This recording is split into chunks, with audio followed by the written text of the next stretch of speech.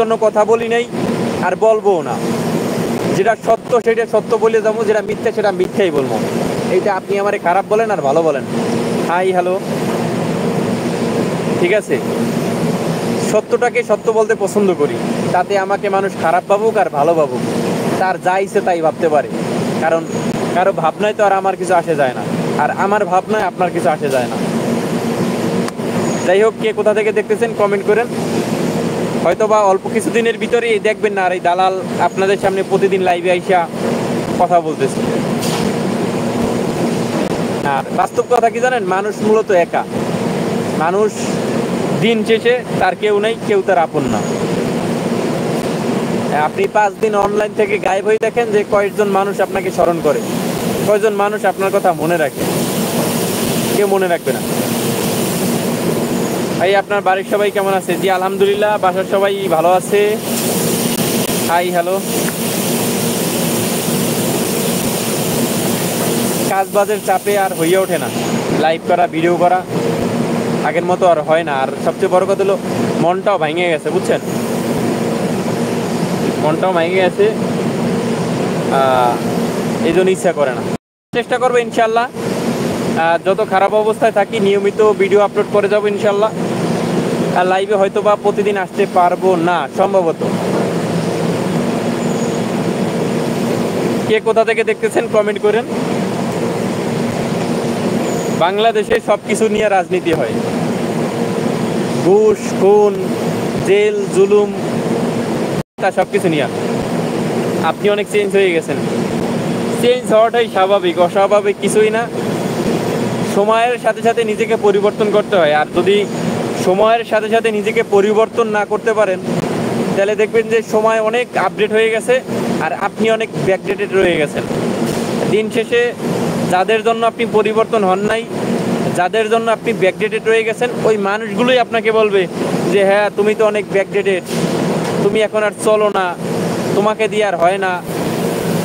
তো সময়ের সাথে সাথে নিজেকে সময়ের সাথে মিলিয়ে নেওয়া, সময়ের সাথে খাপ খাওয়াইয়া সময়ের মতো চলা, এইটাই উত্তম বলে মনে করি।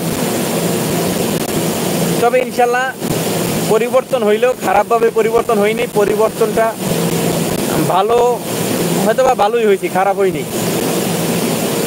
কি বলছি বুঝছেন? সবার জীবনে পরিবর্তন দরকার আছে।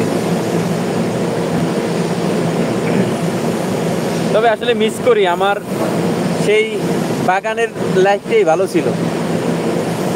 বাগানে বসে যে কথা বলতাম সেই জায়গাটাই আমার জন্য পারফেক্ট ছিল। আসলে এই ইট পাথরের শহর আমার জন্য না, বুঝছেন, এই ইট পাথরের শহর আমার জন্য না। মনে বড় ইচ্ছে ছিল বিদেশে আসবো, আসছি আলহামদুলিল্লাহ, মাশাআল্লাহ ভালোভাবেই পরিবর্তন হয়েছেন। হ্যাঁ, পরিবর্তন মানুষের জীবনে আসা দরকার।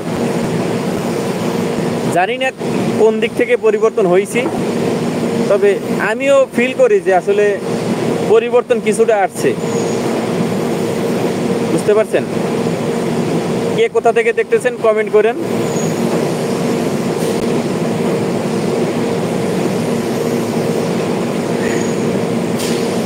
আসলে আমার জন্য ওই জায়গাটাই পারফেক্ট ছিল, বুঝছেন, এই শহর আমার জন্য না। আমি এমন টাইমে দেশ থেকে চলে আসছি যে সময়টা আমার দেশে থাকাটা জরুরি ছিল। ওই সময়টা এই এখন আমার দেশে থাকাটা জরুরি ছিল, আমি সেই সময় দেশ ছাড়ছি। যাক, আল্লাহ যা করে ভালো লেগে করে, হয়তোবা কপালে ভালো কিছু আছে, এই জন্যই দেশ ছাড়ছি।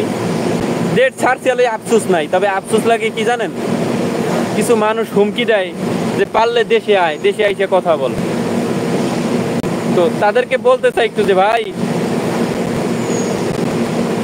দেশে ছিলাম আওয়ামী লীগের আমলে, আওয়ামী লীগের আমলে আওয়ামী লীগের বিরুদ্ধে কথা বলছি, দেশে ছিলাম। এখন আর দেশে থাকাও কে না থাকাও বা কি, একই তো, বুঝতে পারছেন? কে যেন বলছিল জঙ্গলে লাইভ করতেন, জায়গাটার নাম ছিল বাঁশতলা। হ্যাঁ, বাঁশতলা আসলে আমার জন্য বাঁশতলায় পারফেক্ট ছিল।